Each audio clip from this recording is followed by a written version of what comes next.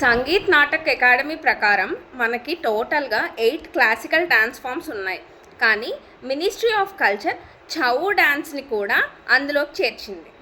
So ఇప్పుడు టోటల్గా మనకి 9 క్లాసికల్ డ్యాన్స్ ఫామ్స్ ఉన్నట్టు లెక్క. అసలు అవి ఏంటంటే Bharatanatyam, Kathak, Kuchipudi, Odissi, Kathakali, Mohini Attam, Manipuri, Sattriya and ministry of culture recognize చేసిన ఛౌ డ్యాన్స్. భరతనాట్యం తమిళనాడు, కథక్ ఉత్తరప్రదేశ్, మోహిని అట్టం కథకళి కేరళ, కూచిపూడి ఆంధ్రప్రదేశ్, ఒడిస్సీ ఒడిస్సా, మణిపురి మణిపూర్, సత్రియ అస్సాం. ఛౌ డ్యాన్స్ అనేది 3 స్టేట్స్కి సంబంధించి ఉంది: వెస్ట్ బెంగాల్, ఒడిస్సా, జార్ఖండ్.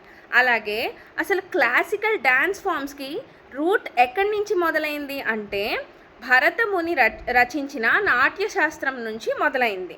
ఈ డాన్సెస్ ఏం రిప్రజెంట్ చేస్తాయి అంటే టెక్నికల్ ప్రెసిషన్, అంటే సాంకేతిక నైపుణ్యం, దానినే నృత్య అంటాం. నెక్స్ట్ యాక్టింగ్ ఆర్ అభినయం, అది నృత్య అంటాం. నెక్స్ట్ ఎమోషన్ ఆర్ భావోద్వేగం అంటే రస, ఇవి రిప్రజెంట్ చేస్తాయి.